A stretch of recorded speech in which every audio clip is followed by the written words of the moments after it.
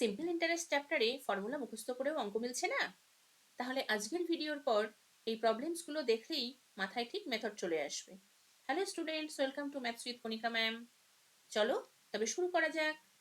প্রথমে আমরা অতি সংক্ষিপ্ত উত্তরধর্মী প্রশ্নগুলো করব। কেমন? কি আছে? বহু বিকল্পীয় প্রশ্ন, মাল্টিপল চয়েস কোশ্চেন। বার্ষিক R% হারে সরল সুদে পি টাকার টি বছরের সুদ I টাকা হলে এই অপশনগুলোর মধ্যে কোনটা উত্তর হবে সেটা বের করতে হবে। ঠিক আছে? তাহলে আমরা সূত্রটা কি জানি সরল সুদের, সেটা হচ্ছে আগে তাহলে আমাদেরকে লিখতে হবে। সরল সুদের সূত্রটা কি? I is equal to PR/T by 100। তাহলে এখানে কি বলে দিয়েছে? এখানে I সুদ সমান সমান কি বলেছে? পিটা কত? পি হচ্ছে স্মল পি আর স্মল আর, টি হচ্ছে স্মল টি বাই 100। এটাকে যদি আমি রিঅ্যারেঞ্জ করে লিখি তাহলে কি লিখতে পাবো দেখো তো? 100 গুণ I সমান সমান পি আর টি। দেখো তো এটা কোনো অপশানের সঙ্গে মিলছে কি না? এটা কিন্তু অপশান সি এর সাথে মিলে যাচ্ছে। বোঝা গেল? দেখো এই যে I is equal to PR/T by 100, এই যে সূত্রটা, যেখানে পিটা হচ্ছে প্রিন্সিপাল, আরটা হচ্ছে রেট অফ ইন্টারেস্ট, টি হচ্ছে টাইম, এই সূত্রটা থেকেই কিন্তু সমস্ত ফর্মুলা বের করা যায়। কিসের কিসের? পি আর টি বা আই, এই চারটে জিনিসেরই সূত্র কিন্তু এই ফর্মুলাটা থেকে বের করা যায়। ঠিক আছে? যে কারণে এটা কিন্তু খুব গুরুত্বপূর্ণ একটা সূত্র। ঠিক আছে? এটার উত্তরটা আমাদের কি ছিল? সি ছিল। চলো 2 দাগের অঙ্কটা দেখো। এখানে কি বলছে? কোনো মূলধন একটি নির্দিষ্ট সরল সুদের হারে 20 বছরে দ্বিগুণ হয়। তাহলে কোনো মূলধন কি বলছে? 20 বছরে কিন্তু দ্বিগুণ হচ্ছে। তাহলে এই একই সরল সুদের হারে ওই মূলধন 3 গুণ হবে কত দিনে? সেটা আমাদের বের করতে হবে। তাহলে 20 বছরে দ্বিগুণ মানে কি? 20 বছরে দ্বিগুণ এর মানেটা কি? এটা মানে হচ্ছে ইন্টারেস্ট যেটা, সুদ যেটা, সেটাই প্রিন্সিপাল অ্যামাউন্ট হয়ে যাবে, সেটাই আসল হয়ে যাবে, তাই তো? তাহলে এটা 3 গুণ করা মানে কি? তাহলে আরো আরেকটা আসল, এখানে আসল পরিমাণ যে সুদ সেটা যোগ হবে এখানে, তাই তো? তাহলে 3 গুণ হতে মোট কত সময় লাগবে? তাহলে আসলটা 3 গুণ হতে কত সময় লাগবে? ডাবল হতে কতদিন লাগছে? 20 বছর। তাহলে আরো তার সমান হতে কতদিন লাগবে? আরো 20 বছর লাগবে। তাহলে উত্তরটা কত হচ্ছে? 40 বছর। বোঝা গেল?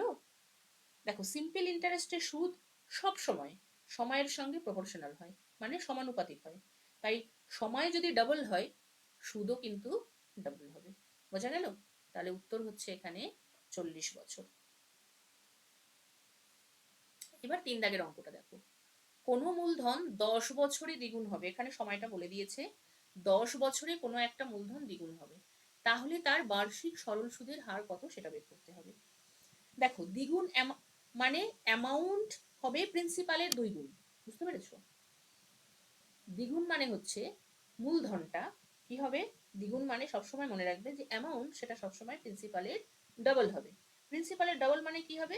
সুদ হবে প্রিন্সিপালের সমান, মানে আসলের সমান হবে সুদ।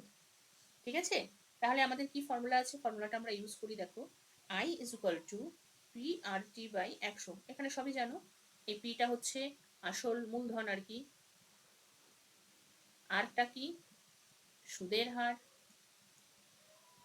আর টি, টি হচ্ছে সময়, আই হচ্ছে সুদ। তাহলে এখানে সুদ সমান সমান আসল। তাহলে তুমি যদি এখানে ধরে নাও, ধরি সুদ সমান সমান আসল মানে হচ্ছে স্মল পি টাকা, তাহলে এখানটা বসাও তো। আই কি হবে? আইও পি হবে, এটাও পি হবে, আর তুমি বের করবে, টি বলে দিয়েছে 10 বছর। তাহলে কি আসে দেখো তো? তাহলে আর সমান সমান আসে 100 বাই 10 সমান সমান কত? 10%। তাহলে এটা উত্তর হবে বি। বোঝা গেল? দেখো দ্বিগুণ তিনগুণ এই সমস্ত কোশ্চেনে আগে ইন্টারেস্ট কত হচ্ছে সেটা যদি তুমি বুঝতে পারো তাহলে অঙ্ক অনেক সহজ হয়ে যাবে। এখানটায় আমরা বুঝেই নিলাম সূত্রটা হচ্ছে আসলের সমান, তাহলেই আমি আমার যে সূত্র আছে ফর্মুলা আছে সেখানটা আমরা পুট করে দিয়ে প্রত্যেকটা নাম্বার, তাহলে আমরা ঠিকঠাক যেটা আমাদের প্রয়োজন সেটা আমরা বের করে নিতে পারবো, তাই তো? এইবার দেখো চারে কি বলছে, x% বার্ষিক সরল সুদের হারে কোনো মূলধনের x বছরের সুদ যদি x টাকা হয় তাহলে মূলধনের পরিমাণ কত হবে সেটা বের করতে হবে। তাহলে আমরা কি জানি, আমরা জানি i is equal to P R T by 100, এটা আমাদের সরল সুদের, সিম্পল ইন্টারেস্টের সরল সুদের একটা সূত্র, এই সূত্রটা আমরা জানি। এইবার আমরা এখানে দেখে নিই আমাদের এখানে কি কি দেওয়া আছে। এখানে কি দেওয়া আছে, সরল সুদের হার, সুদের হার আর সমান সমান কি দেওয়া আছে, x%, কি দেওয়া আছে, x বছরে, সময় t সমান সমান x বছর, সুদ, সুদ হচ্ছে i, সেটা এক্সট্রা, আমাদের বের করতে হবে মূলধন মানে p বের করতে হবে, pটা হচ্ছে মূলধন। তাহলে আমরা এখানে বসাই এক এক করে দেখি কি আসে, x p বের করব, আর x tটাও x, এটা হচ্ছে 100, এখান থেকে p সমান সমান পাচ্ছি আমি 100 গুণ x, দেখো x x যদি কেটে যায় এখানে 100 বাই x হচ্ছে আমাদের মূলধন, ঠিক আছে? তাহলে উত্তরটা কি, 100 বাই x। দেখো এ ধরনের অ্যালজেব্রিক কোশ্চেনে কমন টার্ম যখনই তুমি কেটে দিচ্ছ তখনই কিন্তু ক্যালকুলেশন ছোট হয়ে যাবে, তো সেটা খুব সাবধানে করতে হবে। চলো নেক্সট 5 দাগেরটা, বার্ষিক 8% সরল সুদের হারে কোনো মূলধনের n বছরে মোট টাকা পিএনআর বাই 25 টাকা হলে মূলধনের পরিমাণ বের করতে হবে, একই রকম। তাহলে এখানে আমরা আগে লিখে নিই কি কি দিয়েছে, সরল সুদের হার, এটা 8% দেওয়া আছে, এখানে কি আছে, সময়, সময় t মানে n বছর দেওয়া আছে, মোট সুদ, মোট সুদ i সমান সমান কি দেওয়া আছে, PNR বাই 25, তাহলে আমাকে কি বের করতে হবে, মূলধন p বের করতে হবে। তাহলে আমরা কি জানি, i is equal to PRT by 100, এই সূত্র থেকে আমরা কি লিখব, i এর মান দেওয়া আছে PNR বাই 25, এখানে এই যে পিটা এটা কিন্তু স্মল p, PNR বাই 25, আর এই পিটা হচ্ছে আমরা মূলধন ধরে নিয়েছি, মূলধন ক্যাপিটাল পি এটা। তাহলে এখানে পি থাকলো, আর আর মানে কি দেওয়া আছে, আরই আছে, টি মানে কি আছে, টি মানে এন আছে, আর এখানটায় 100। তাহলে ক্যাপিটাল পি সমান সমান P N R into 100 by 25 into R N, R N কেটে গেল, 25 420 এত is equal to 4 small p, তাহলে আনসার should be 4p, ঠিক আছে? এইবার দেখো 5 অঙ্ক গেল, 4p আনসার। এইবার আমাদের করতে হবে নিচের বিবৃতিগুলির মধ্যে কোনটা সত্য বা কোনটা মিথ্যা সেটা বলতে হবে। যে ব্যক্তি টাকা ধার করেন তাকে অধমর্ম বলে, অধমর্ম মানে ঋণ গ্রহীতা, তাকে ঋণ গ্রহীতা বলে, মানে যে টাকা নেয় সে হচ্ছে বড়োয়ার বা ঋণ গ্রহীতা, ঠিক আছে? এটা তাহলে কি হবে, এটা হবে সত্য। 2 দেখো, আসল ও শতকরা বার্ষিক সরল সুদের হার, আসল হচ্ছে পি, শতকরা বার্ষিক সরল সুদের হার আর আর এই দুটো যদি সেম থাকে তাহলে যে মোট সুদ আই সেটা সময়ের সঙ্গে ব্যস্ত সমানুপাতে থাকে, বলছে সময়ের সাথে ব্যস্ত সমানুপাতে থাকবে, এটা ভুল, এটা মিথ্যা। তাহলে সত্যটা কি, কারণ মোট সুদ সময়ের সঙ্গে সবসময় সমানুপাতিক হবে, যদি আসল ও সরল সুদ, বার্ষিক সরল সুদ যেটা সেটা যদি একই থাকে। ঠিক আছে? সমানুপাতিক মানে সময় যত বাড়বে সুদের সেই অনুপাতও বাড়বে। ঠিক আছে? শূন্যস্থান পূরণ করতে কি হবে? যে ব্যক্তি টাকা ধার নেন তাকে কি বলা হয়? তাকে উত্তমরণ বলা হয়। উত্তমরণ। বা আরেকটা বলতে পারো, এটা মধ্যে নয়, আরেকটা কি বলতে পারো? ঋণদাতা, মানে ঋণ যে দিচ্ছে, ঋণদাতা। বা আরো কি বলতে পারো? মহাজন। ঠিক আছে? এবার এখানটায় কি বলেছে দেখো, বার্ষিক R/2% সরল সুদের হারে। তাহলে এখানে সুদের হার কত? সুদের হার হচ্ছে R/2%। আসল কত? আসল সমান সমান 2p।